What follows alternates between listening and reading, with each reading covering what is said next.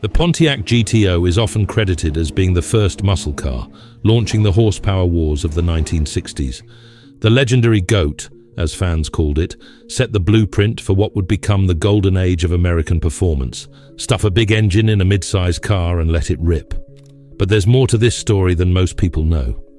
A year before the GTO ever hit the streets, Pontiac was building something far more extreme. Hidden away in the regular full-size car lineup was the 1963 Catalina Super Duty, a factory-built race car in disguise that would turn the automotive world upside down. While it looked like a normal family sedan from the outside, underneath lurked a fire-breathing monster that could destroy pretty much anything else on the road. This wasn't just some dealer-modified hot rod. This was a purpose-built racing machine that came straight from the factory, ready to dominate NASCAR tracks and drag strips across America. And the best part? You could walk into a Pontiac dealer and order one, just like any other car. Well, that is if you knew the right people and had deep enough pockets. The story of the Catalina Super Duty starts with Pontiac's incredible transformation in the early 1960s.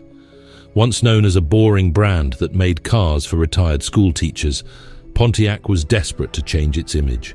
The brand was stuck in 7th place in sales, barely staying ahead of tiny companies like Rambler. But unlike other struggling car companies of the time, Pontiac had something special. A team of young, ambitious leaders who weren't afraid to break the rules. Bunky Knudsen and John DeLorean had a wild vision: turn Pontiac into GM's performance division. This was a huge gamble, especially since GM's top brass had just dropped a bombshell: a total ban on all factory racing programs in 1963. The official corporate line was, "We don't race cars, we build them." But Pontiac knew they couldn't compete with Ford and Chrysler without proving themselves on the track. They were watching Chrysler's 426 Max Wedge cars dominate drag strips and Ford's new fastbacks winning NASCAR races. If Pontiac played by the rules, they'd be left in the dust. So they did something incredibly risky. They decided to ignore GM's racing ban completely, not by building race cars in some secret underground facility, but by cleverly disguising their racing program as regular production options. The Super Duty program was born out of this desperate need to compete, with the company's future hanging in the balance. They had one shot to prove that a conservative GM division could build cars that would make Ford and Chrysler nervous.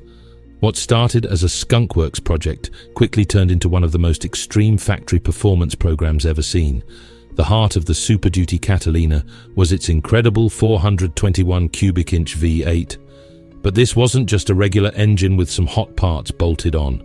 Pontiac's engineers went all out, using every trick they knew.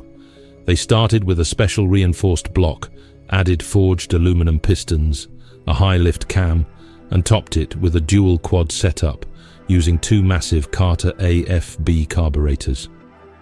While the official rating was 405 horsepower, that number was a joke.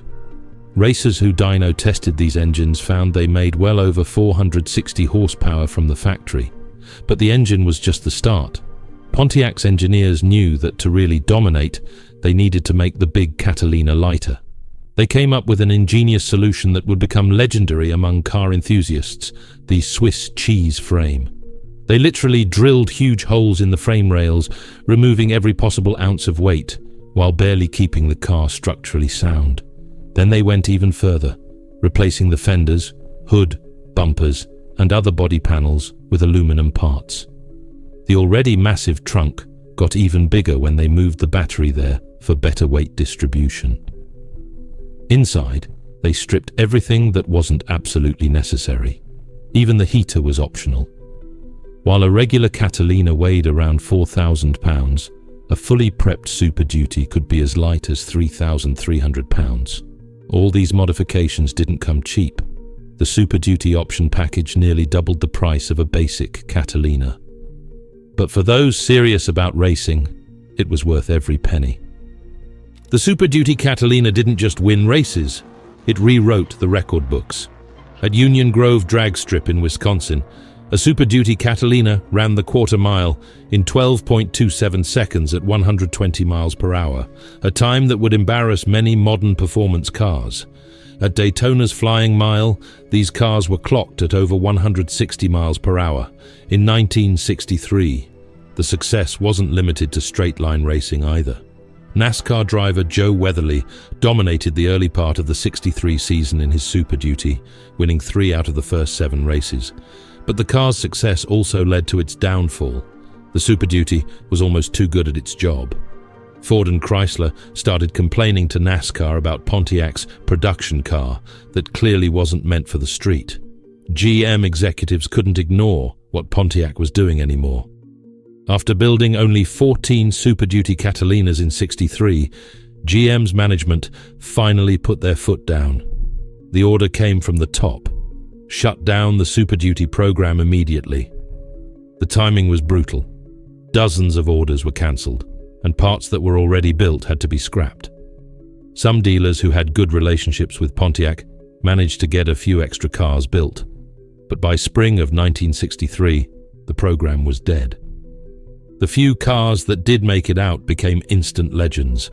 Racers who were lucky enough to get their hands on one dominated their local tracks. These weren't just fast cars, they were unbeatable weapons, built by engineers who treated the rulebook more like a set of loose guidelines. The 1963 Pontiac Catalina Super Duty might have been a short-lived experiment, but its impact on American performance cars can't be overstated. The lessons learned from the Super Duty program directly shaped what came next: the legendary GTO. John DeLorean and his team took the same basic idea, maximum performance at any cost, and packaged it for the mainstream market. While the GTO might get the credit for starting the muscle car era, it was really just following the tire tracks that the Super Duty had already laid down. Today, the few remaining Super Duty Catalinas are among the most valuable Pontiacs ever built. When they show up at auctions, which is rare, they often sell for more than $500,000. But their true value isn't in their price tags, it's in what they represent. These cars proved that with enough passion and creativity, a team of dedicated engineers could build something extraordinary, even when the odds were stacked against them. The Super Duty wasn't just a car, it was a middle finger to corporate restrictions, a testament to American hot rodding ingenuity, and proof that sometimes the best performance cars are built by people who aren't afraid to break a few rules.